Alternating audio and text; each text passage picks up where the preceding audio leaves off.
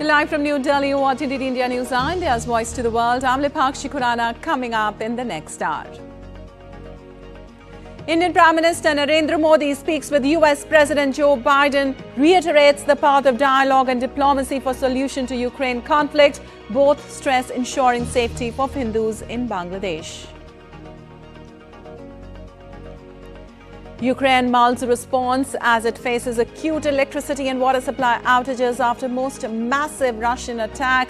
US, UK, NATO termed the attack as irresponsible and potentially dangerous. US says near-term risk of a broader war in West Asia has eased after Israel-Hezbollah's exchange of fire, but Iran still poses danger. Gaza ceasefire talks in Cairo to continue at the working group level. WHO launches global strategic preparedness and response plan to contain mpox outbreak. Focus on implementing robust surveillance, prevention, preparedness and response strategies. Incessant heavy rains wreak havoc in Gujarat. All schools closed. Hundreds relocated to safer areas as forecast of heavy rains in next few days adds to the misery.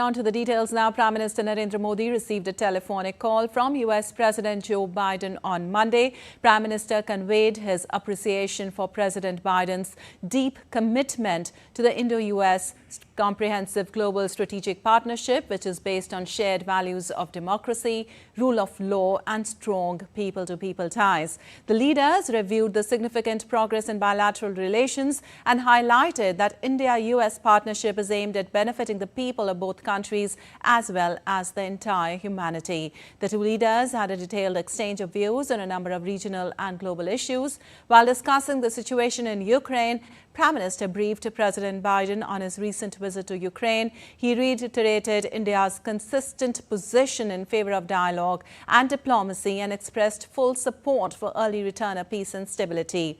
The two leaders expressed their shared concern over the situation in Bangladesh. They emphasized restoration of law and order and ensuring safety and security of the minorities, particularly Hindus. The two leaders reiterated their commitment to further strengthen the cooperation in multilateral fora, including the Quad. They agreed to remain in touch.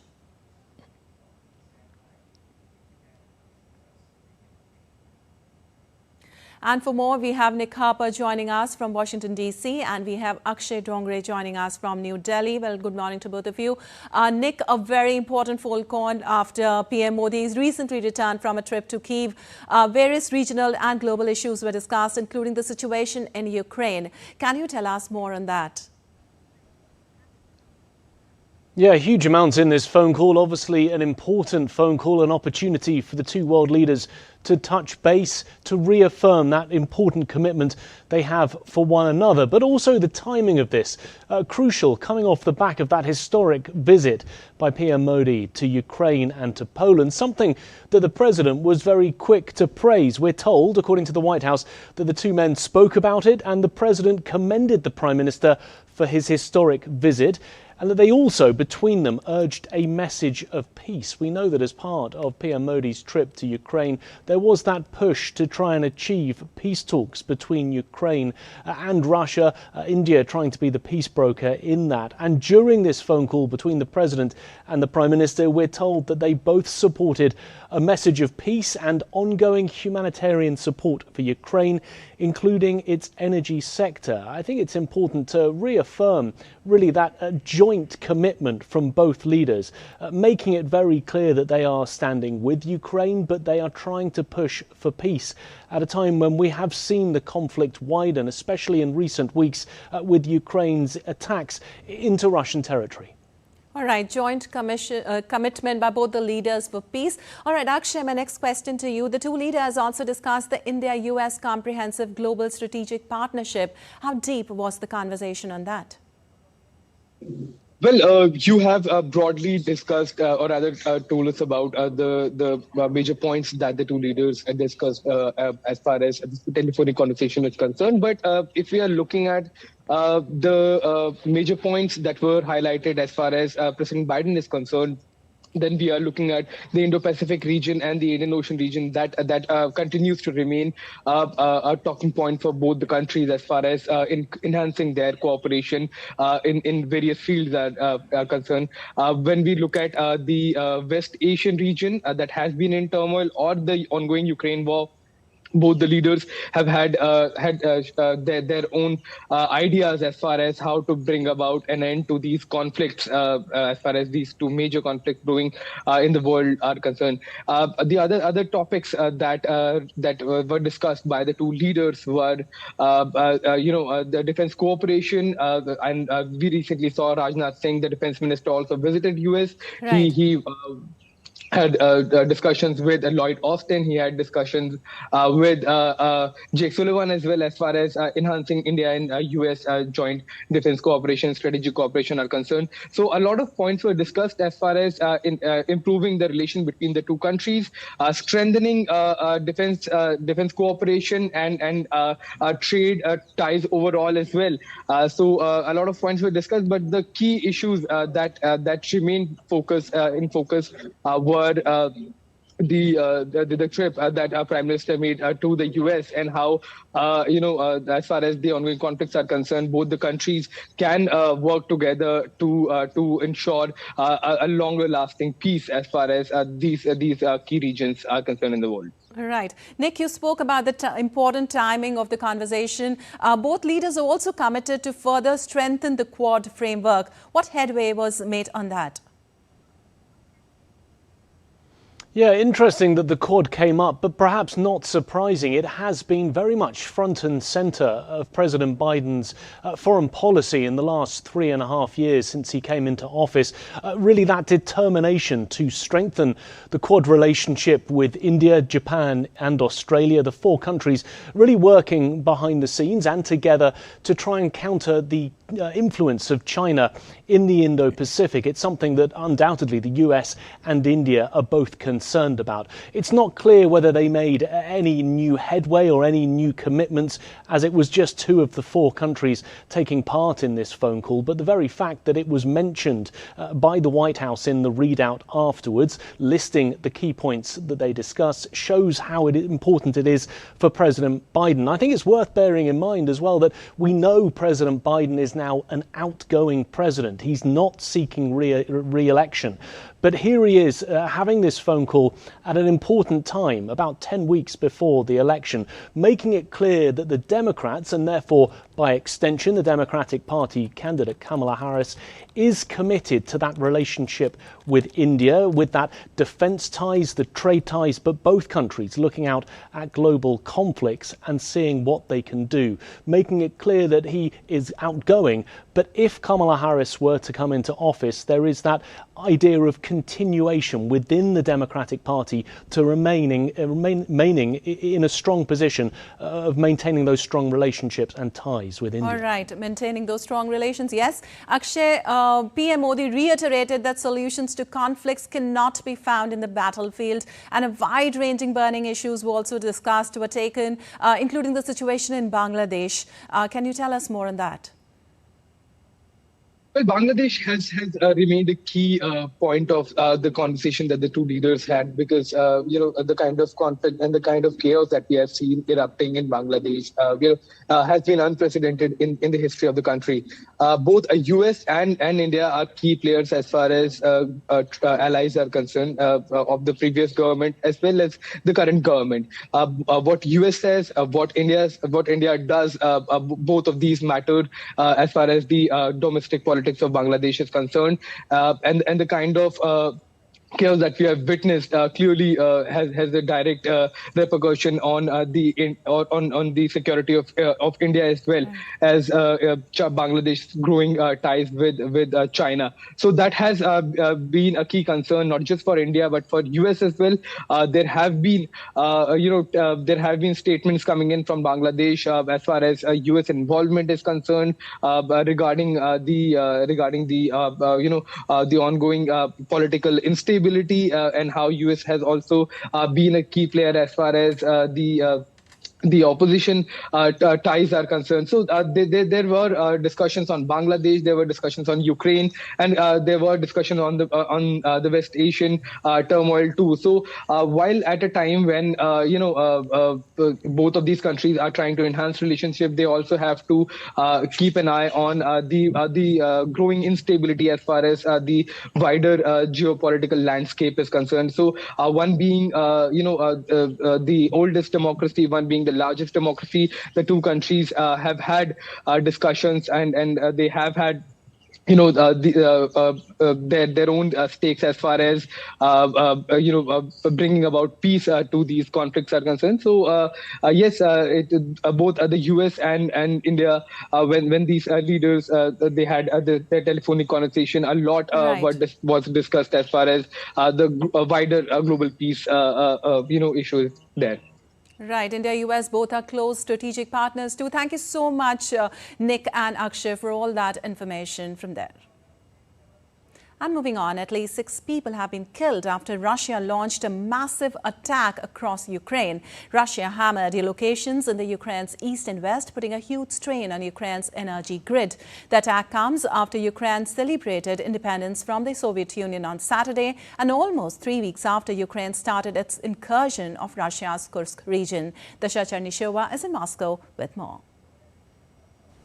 Russia says it launched a massive group strike against critical power infrastructure of Ukrainian defense industry. The MOD said long-range precision air and sea-based weapons hit Ukraine's power grid, compressor stations, support and operations of the Ukrainian gas transportation system in several regions of the country. Moreover, it says it hit depots of aircraft armaments supplied to Kyiv from the west at airfields in the Kyiv and Dnepropetrovsk regions. Meanwhile, Ukraine hit Russia with at least 20 drones overnight. A high-rise residential building in the city of Saratov was hit. Local authorities reported 4 injured. The Kremlin on Monday said that there would be a response from Russia to Ukraine's incursion into Russia's western Kursk region. Presidential spokesman Dmitry Peskov said that, quote, such hostile actions cannot remain without an appropriate response.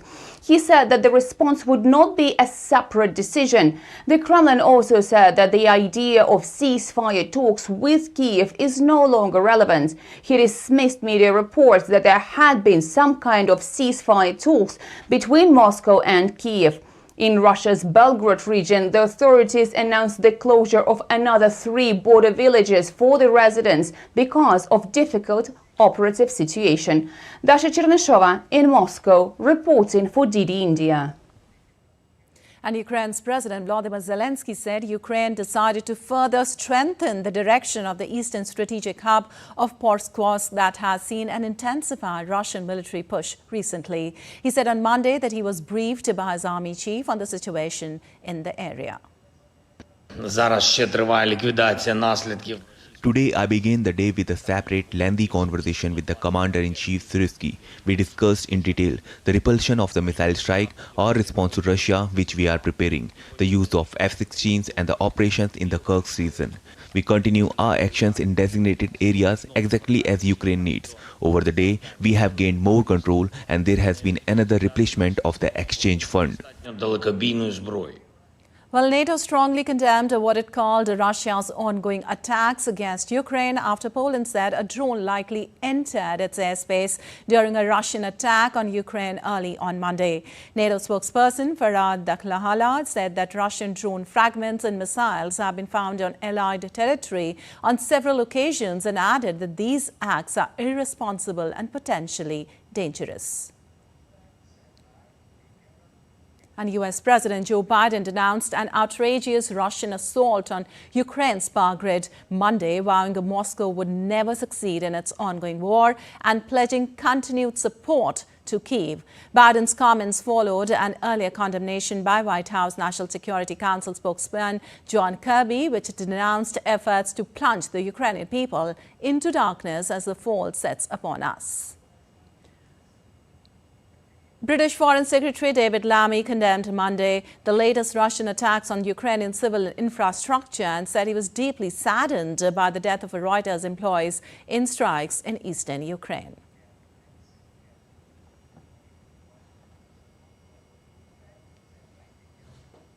Well, Iran has leveled another threat as tensions mount in the Middle East, with its foreign ministry spokesperson saying Tehran's response to Israel will be definite, calculated and accurate in the wake of the assassination of Ismail Haniyeh early this month. It comes as key mediators are desperately trying to salvage a ceasefire deal to end the fighting in Gaza, seen as the only way to potentially avert a wider regional war. Sarah Coates has more from Tel Aviv.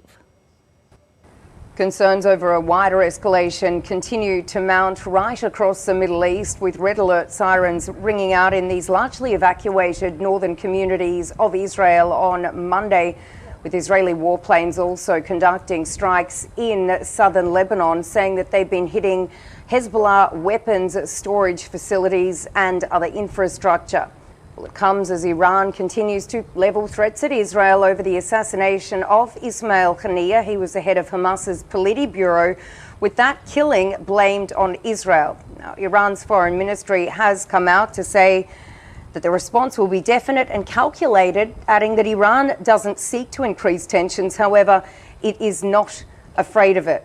Now, this comes as low-level negotiations are continuing to try and get a ceasefire and hostage release deal over the line, but the one main sticking point does remain, and that is the control over the Philadelphia corridor. This is this very narrow strip of land that separates Egypt and Gaza, and one that Israeli Prime Minister Benjamin Netanyahu says that he will not remove troops from, saying that he believes that this could potentially then see weapons smuggling from Egypt into Gaza, while Hamas has been saying that it will not agree to anything but a full Israeli withdrawal from the Gaza Strip. So as we go to air, it does appear as though talks are stalling, with really the only optimism being seen from the United States.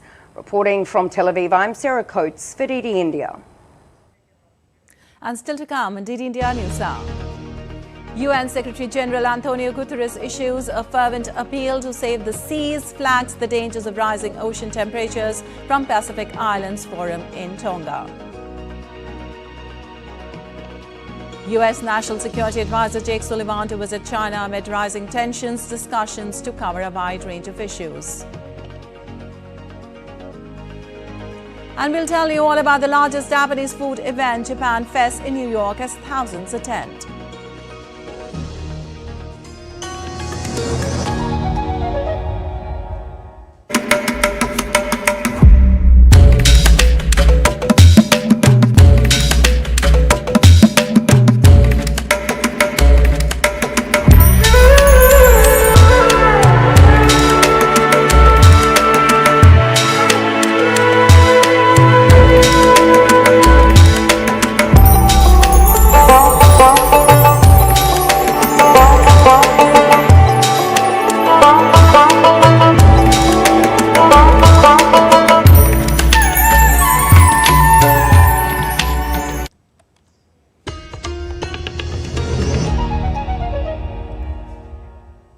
Welcome back. You're watching DD India News. I'm Lepakshi Quran, and moving on, U.S. National Security Advisor Jake Sullivan will visit China on Tuesday in a new bid to manage tensions months before U.S. elections. Sullivan will travel to Beijing from August 27 to 29, in the first visit by U.S. National Security Advisor to China since 2016.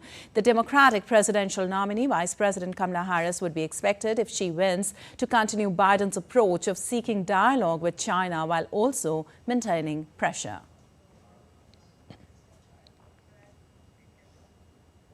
And for more, we have Laura Westbrook joining us from Hong Kong on this. Well, Laura, a rather important visit by Sullivan, considering the timings of the visit to manage the growing tensions between the two superpowers, where issues ranging from Taiwan to bilateral military talks to tensions in South China Sea and more can erupt. What all is lined up?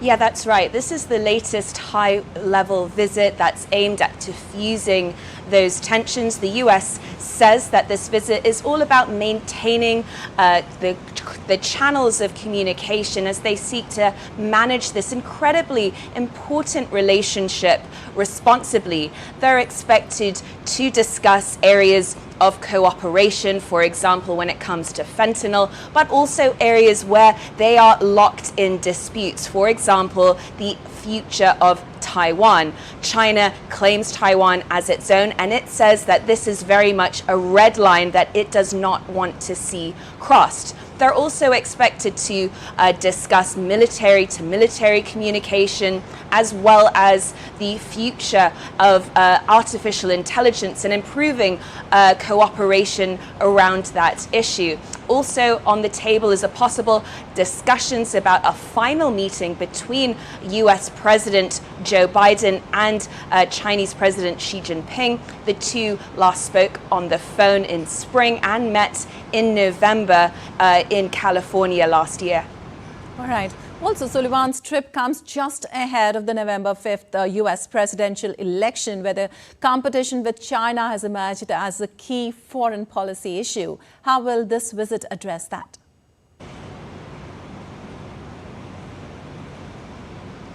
Yes, this is the first visit by Jake Sullivan to Beijing. He has met with Wang Yi about 5 times face-to-face, and it's also the first visit by a U.S. National Security Advisor since 2016 under President Obama. And Wang Yi and Jake Sullivan, their talks are credited with helping to diffuse the diplomatic relations, which fell into a rather rocky period following the order by President Biden to shoot down the Chinese spy balloon last year. Since then, we have seen tensions diffuse a little bit, but there are still some key issues that remain. For example, Taiwan, which is expected to be raised, as well as the US is expected to raise the issue of the South China Sea. China and the Philippines both have territorial claims under this extremely important strategic waterway. And there have been increasingly combative encounters between the Philippines and Manila, between the Philippines and Beijing in this area. One of the other issues that the US is frustrated about is China's ongoing support of Russia in its war in Ukraine. That is also something that could be raised at these meetings. For China, on its part, it's frustrated about the issues of tariffs. It says that China is politicizing this issue. And it also says when it comes to the South China Sea, it wants the US to essentially back off and say that it is up to the countries in the region to deal with that issue. Right. Over the past year, US and China have managed to, try to manage their relationship. Thank you so much, Laura, for all that update from there. And moving on, France said that Telegram CEO Pavel Durov was detained as part of a cyber criminality investigation. Paris prosecutor in a statement on Monday said the probe concerns crime related to illicit transactions, child pornography, fraud and the refusal to communicate information to authorities. Meanwhile, French authorities have extended the detention of Telegram CEO. An investigating magistrate ordered that Durov can be held for questioning for up to 96 hours, after which he must be charged or released from custody. French President Emmanuel Macron said on Monday that the French government was not involved in the arrest of Telegram founder. Macron said the arrest of Telegram's president on French territory took place as part of an ongoing judicial investigation. This is no way a political decision.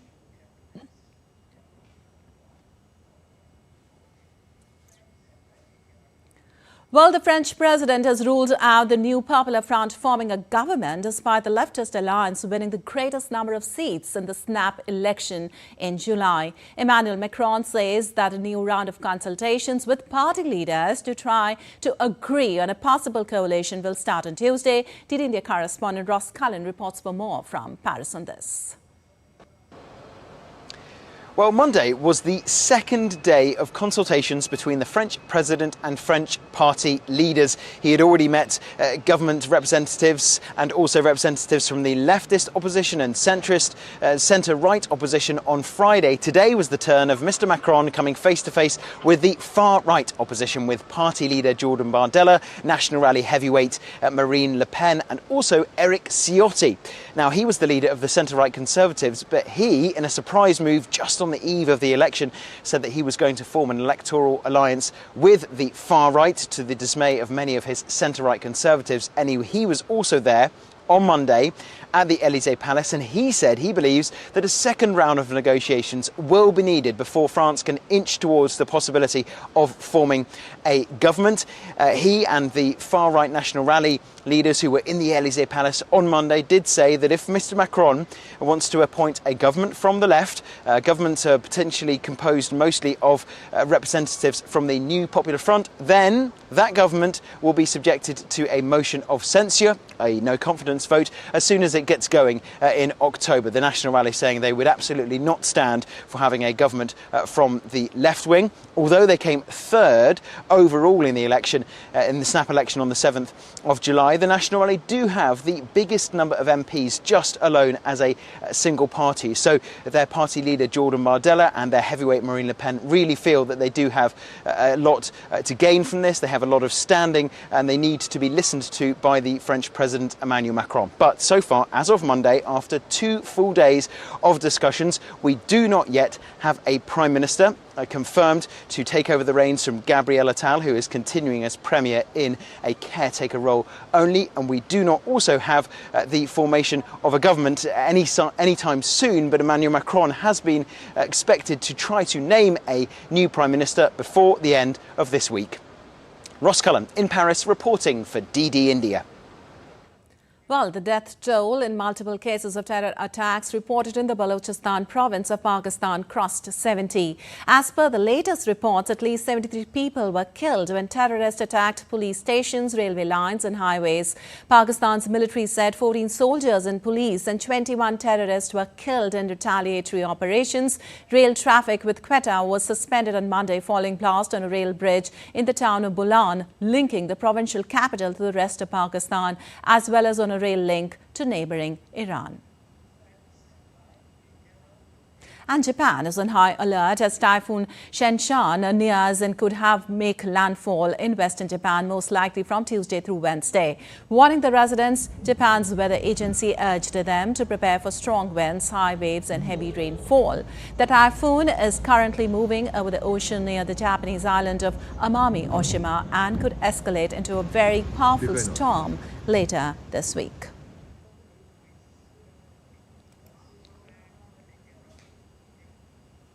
And Chris Gilbert joins us from Tokyo for more on this. Well, Chris, according to the Japan Meteorological Agency, Typhoon Shanshan is expected to move northwest, approaching western Japan in the Amami region of Kagoshima Prefecture. What is the present situation? Well, at the moment it is just offshore of Amami. This is a small island about halfway between the Okinawa island chain and Japan's large main western island of Kyushu in the major city of Kagoshima. Amami is about 420 kilometers off the coast of Kagoshima, and the latest is that effectively every household on Amami, about 24,000 households, about 42,000 people have been ordered to evacuate as of about 10 minutes ago on Monday.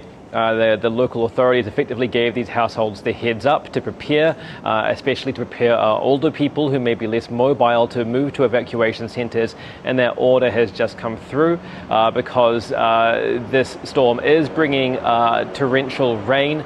Some parts of the island of Kyushu are forecast to have about 1.5 meters of rain in the coming days.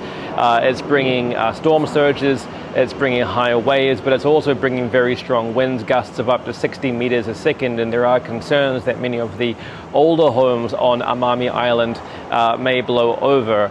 Now, the focus is on Amami at the moment, but from here, the forecast is for the typhoon to pivot, effectively engulfing all of the main islands of Japan in the coming days, moving from the southwest to the northeast. That means that on current projections, all major cities, Fukuoka, Kyoto, Osaka, and of course Tokyo by Saturday, in its path. That may change depending on the outcome of the coming days. The winds on the periphery of the storm at the moment are somewhat weaker, and so it is subject to change from here, but at the moment all of Japan is set to experience the typhoon. All right, thank you so much, Chris, for all that update on the typhoon. And let's now take a look at other stories making news around the world. Peruvian National Police conducted a raid on a suspected forgery operation in Lima. They seized stolen passports, driver's licenses and identity documents. The police revealed that these documents were stolen from tourists and locals and were being sold to migrants for up to $15,000 each. Thousands from across the country gathered for Japan Fest, an outdoor food festival celebrating Japanese cuisine in New York. Organizer Misako Shoji described it as the world's largest Japanese outdoor food event, attracting a plethora of food enthusiasts. The other side looks different. And highlighting seas that are rising at an accelerating rate, especially in the far more vulnerable Pacific Island nations, United Nations Secretary-General Antonio Guterres issued yet another climate SOS to the world. This time, he said, those initials stand for Save Our Seas. Speaking to reporters in Tonga, the UN chief said ocean temperatures are rising in the Pacific Islands at 3 times the rate worldwide, and its population was uniquely exposed to the impact of rising sea levels. Guterres called for global leaders to massively boost climate adaptation investments in vulnerable countries. Also, the UN Secretary-General was speaking on the sidelines of the Pacific Island Forum being held in Tonga. Climate change and security are dominating discussions at the week-long annual leaders meeting, where the 18 members of the Pacific Islands Forum span atoll nations threatened by sea level rise, such as host Tonga and one of the world's biggest exporters of coal, Australia. Moreover, the United Nations and the World Meteorological Organization on Monday issued reports on worsening sea level rise, turbocharged by warming earth and melting ice sheets and glaciers. They highlighted how the southwestern Pacific is not only hurt by the rising oceans, but by other climate change effects of ocean acidification and marine heat waves. And still to come, a DD India News Hour. We'll tell you all about the second round of India-Singapore Ministerial Roundtable in Singapore. Today marks the last date to file nomination for J&K Assembly election for 24 constituencies going to polls in the first phase. Assembly elections to be held on September 18, 25th and 1st of October. And the Handi festivities continue in fervour in Mumbai on the occasion of Krishna Janmashtami.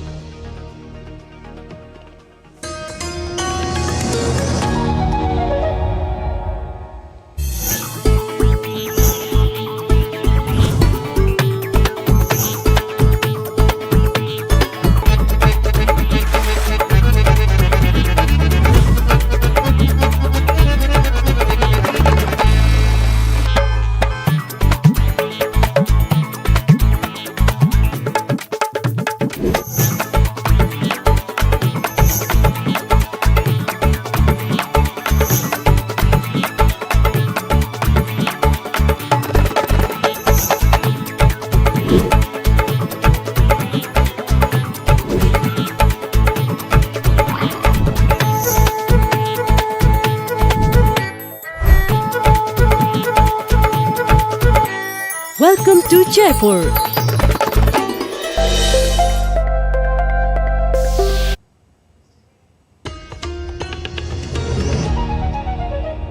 Welcome back. You're watching the India News Hour. Lipakshi Khurana. Now a quick recap of the headlines once again.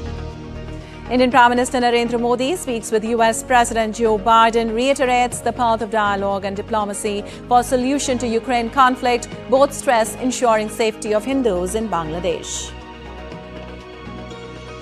Ukraine mulls the response as it faces acute electricity and water supply outages after most massive Russian attack. US, UK, NATO termed the attack as irresponsible and potentially dangerous. USA's near-term risk of a broader war in West Asia has eased after Israel-Hezbollah's exchange of fire, but Iran still poses danger. Gaza ceasefire talks in Cairo to continue on the working group level.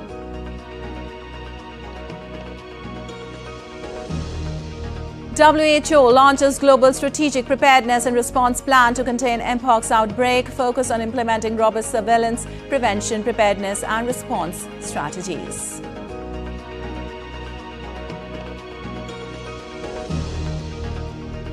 Incessant heavy rains wreak havoc in Gujarat. All schools closed, hundreds relocated to safer areas. A forecast of heavy rains in next few days adds to the misery.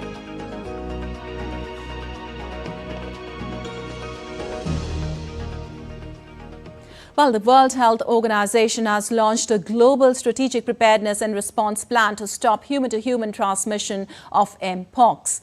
The $135 million plan will focus on disease research, surveillance, prevention and response strategies and ramp up diagnostic testing. This comes after African leaders urged for international support and equitable access to mpox vaccines. Michael Balick sends you this report from Kampala. The 6-month plan by WHO will be coordinated at global, regional and national levels. The operation will focus on controlling acute outbreaks of human-to-human transmission. African countries are the hardest hit, yet more than 70 countries outside the continent already have stockpiles of mpox vaccines. The first shipment of vaccines to Africa is expected this week. The shots will be used to address the new mpox strain to prevent the further spread of the virus. The new variant has claimed more than 500 lives in the DR Congo, the epicenter of the disease. Medical experts and scientists have warned of possible serious consequences that could arise if Africa is left out from receiving the life-saving vaccinations. The mpox outbreak has been declared a public health emergency of international concern. The new WHO response plan will include the participation of local communities in prevention and control measures. Michael Baleke in Kampala for DD India. Well, the second round of the India-Singapore Ministerial Roundtable was held in Singapore on Monday. The ministers reviewed the progress of India-Singapore strategic partnership and further deliberated on ideas to expand bilateral cooperation. Two sides decided to add 2 new pillars, namely advanced manufacturing and connectivity, for further strengthening bilateral cooperation. The ministers agreed to hold the next round of ISMR in India at a mutually convenient time. The visit reaffirmed the commitment of both sides to further strengthen their multifaceted partnership.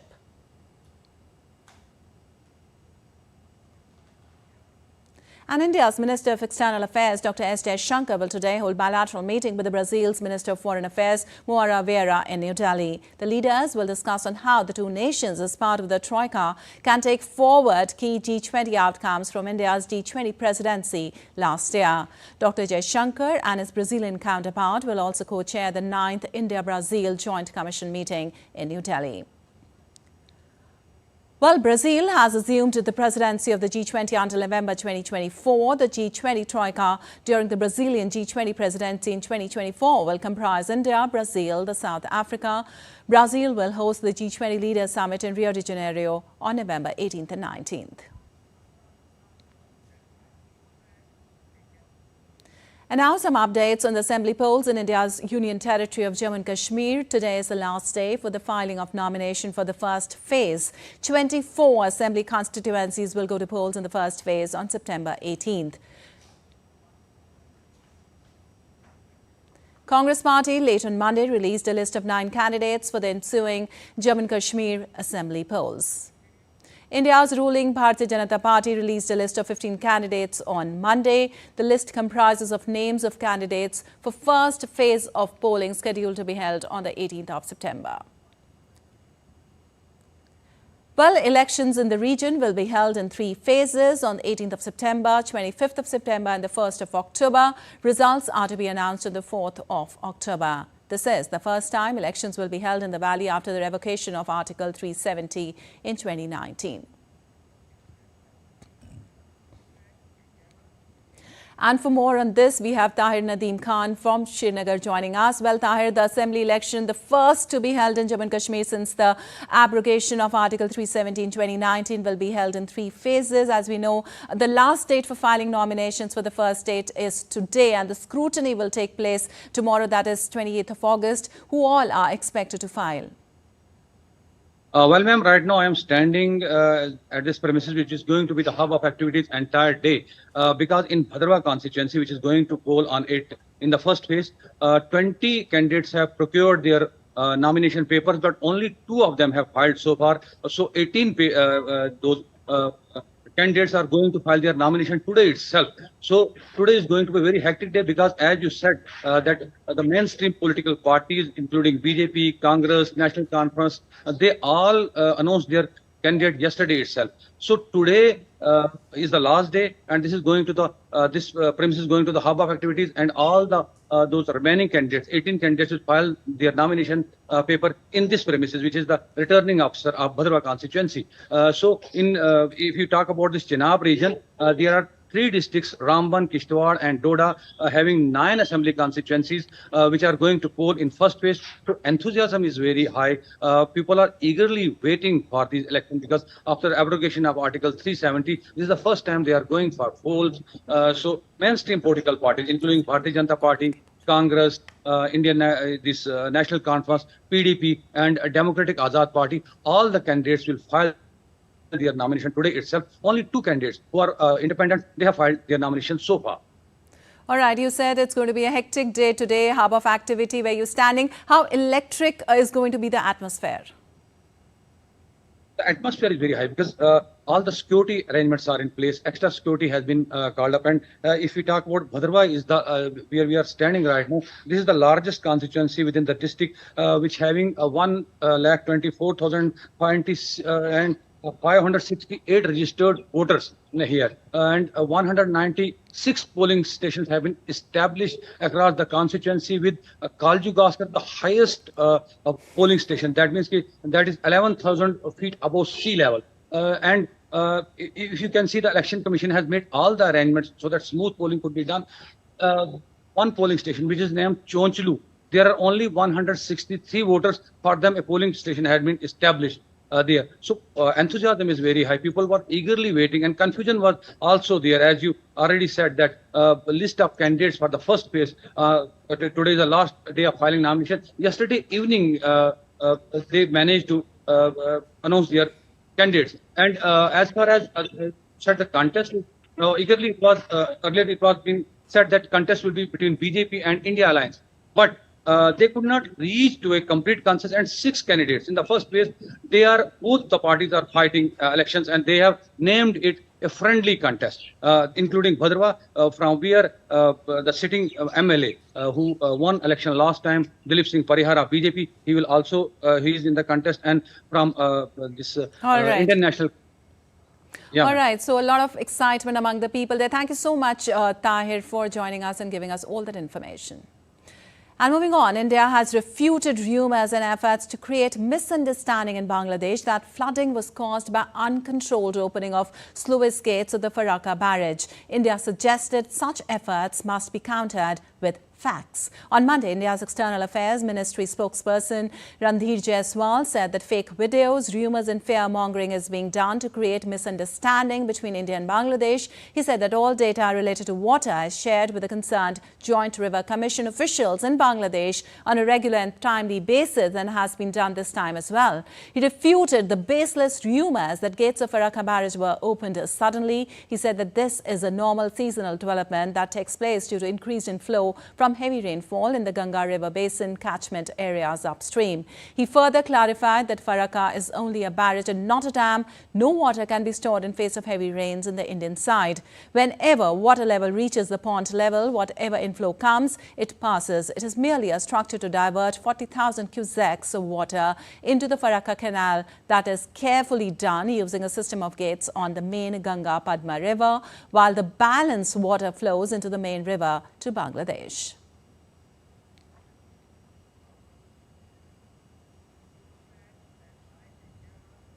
And Western Indian city of Gujarat continued to witness heavy rain, leaving state authority to shut down all primary schools for Tuesday. The Met Department on Monday predicted that Gujarat would experience heavy to extremely heavy rain over the next 2-3 days. The state has been witnessing heavy rainfall over the past 2 days, leading to parts of Gujarat being inundated and displacing hundreds of residents to safer locations. State's Chief Minister Bhupendra Patel has urged for the safe evacuation of people from low-lying areas and said the first priority should be to prevent the loss of life and livestock.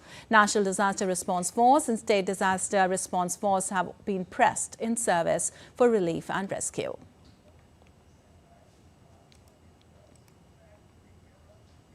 Well, and for more on this, we're joined by Parth Pandya from Ahmedabad. Well, Parth, amid warning by IMD, what is the present situation there? See, yes, Lepakshi, as you rightly mentioned, that it was a heavy downpour. It was a torrential heavy downpour since last 24 hours.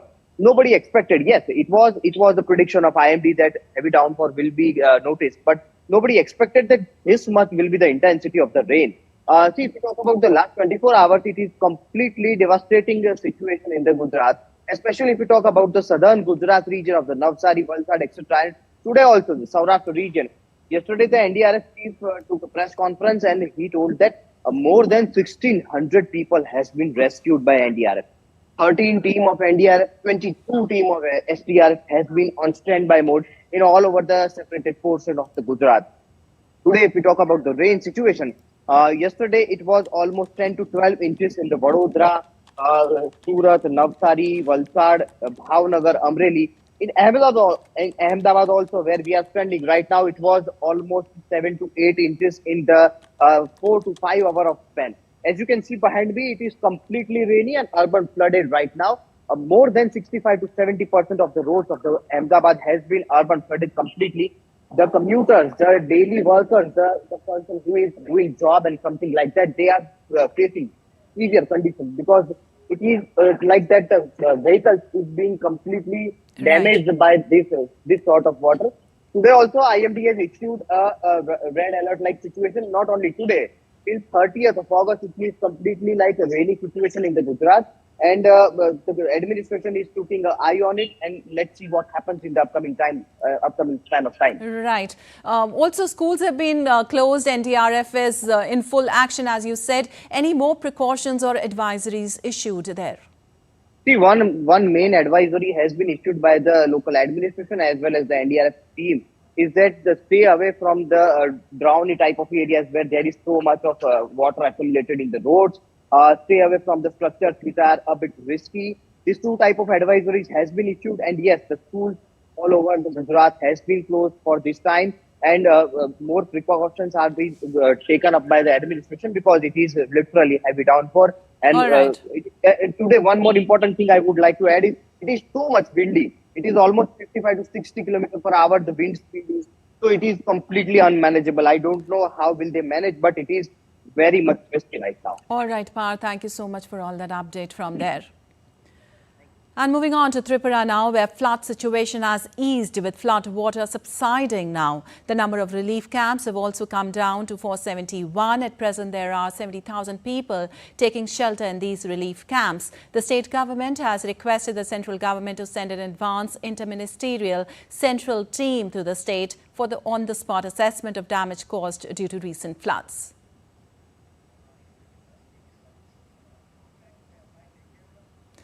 And for more on this, we have Kunal Shinde joining us from Agartala. Well, Kumal, River Gomti is still above the danger mark. How is the current situation? Yes, as you rightly said, that river Gomti is still above the danger level mark. It is a cause of concern for the state administration because rescue and relief operation is still going on in that particular area. Gomti covers 2 districts in Tripura, namely Sipai Jala and Gomti district, the name itself. So the river is flowing above the danger level mark and the rescue operation is going on. But at side by side, the relief operation is also going on very smoothly and at a full swing, because lot of organizations, voluntary organizations, clubs, football association, the Tripura Football Association, they have come forward and they are contributing to the Chief Minister's relief fund in whatever amount and in cash and kind. So basically also the Madhya Pradesh Chief Minister Dr. Mohan Yadav, he yesterday announced that his state would be contributing to 20 crore rupees to the Tripura Chief Minister's relief fund.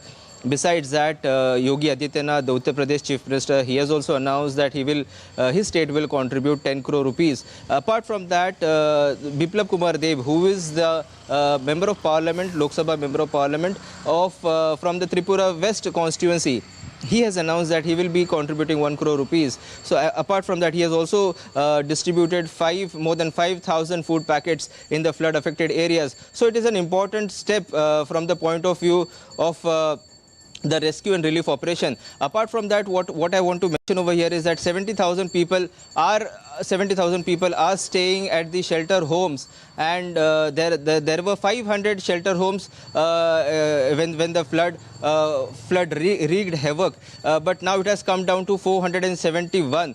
So it also shows that the flood water is receding in the rivers where the people were affected in large number, but only Gomti is the one which is a cause of concern for the state administration and also for the rescue and relief teams. Yesterday, the district magistrate of West Tripura, he announced that the schools will be reopened. Schools were closed for all these days, so now they will be reopened. Even though there is a heavy rainfall warning today, but then too the schools will reopen. Only where the relief camps are going on, there the schools will not reopen. All right, Back so to you in relief studio. work going in full swing. Thank you so much, Kunal, for all that update. And now let's take a look at other stories making news today. The first meeting of the National Task Force formed by the Supreme Court to make recommendations for safety, security and working conditions of medical professionals will be held on Tuesday. The Apex Court had directed the task force to submit its interim report within 3 weeks and the final report within 2 months. This comes after nationwide protests regarding the rape and murder of a doctor at the RG Kar Medical College and Hospital, Kolkata. Delhi's Chief Minister Arvind Kejriwal's judicial custody will end on Tuesday in the CBI case concerning the excise policy. The Delhi court will also review a supplementary charge sheet on Tuesday filed by CBI against Kejriwal. The CM was first arrested by the Enforcement Directorate on March 21st for a money laundering case connected to the Delhi excise policy scam. The Supreme Court will hear a bail plea by BRS leader K. Kavita on Tuesday in a money laundering case linked to the alleged Delhi excise policy scam. The Apex Court has sought responses from ED and CBI on Kavita's plea, challenging a July 1st Delhi High Court order denying her bail in the 2 cases. The Handi festival is being organized in Maharashtra on Tuesday on the occasion of Sri Krishna Janmashtami. Devotees throng to temples to celebrate the birth of Lord Krishna as one of the city's most patronized festivals. More than 11,000 police personnel have been deployed.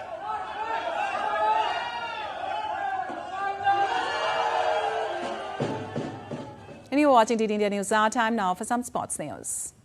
In tennis, defending champion Coco Gauff kick-started a US Open by beating Barbara Gracheva comfortably in the first round. The 20-year-old American cruised to a 6-2, 6-0 victory in just 66 minutes on Arthur Ashe Stadium, showing a return to form after recent struggles. Reflecting on her performance, Gauff said the win against Gracheva was the best tennis I've played in a while. She credited a fan's comment on TikTok for helping her shift her mindset, encouraging her to enjoy the tournament without added pressure.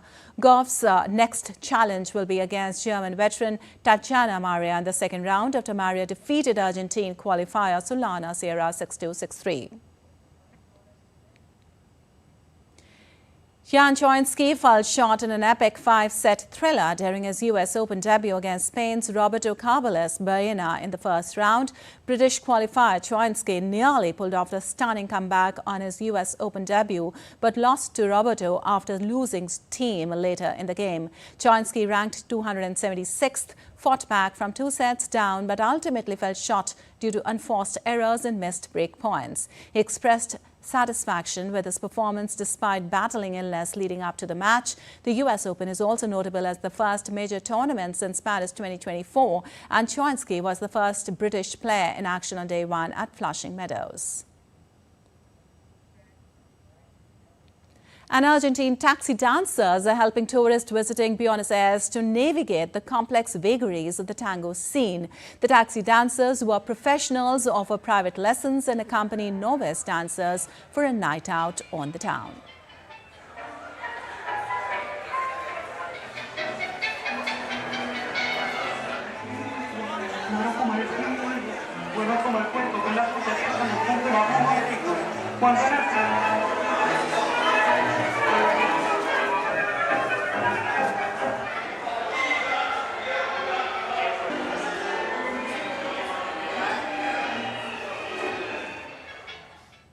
All right, that's all for this edition of DD India News Hour, but let us know your thoughts on the news of the day. For those on the go, you can get all the latest news and updates from India and across the world on the DD India mobile app. The app is available on both Android and iOS platforms. Scan the QR code on the screen to download now.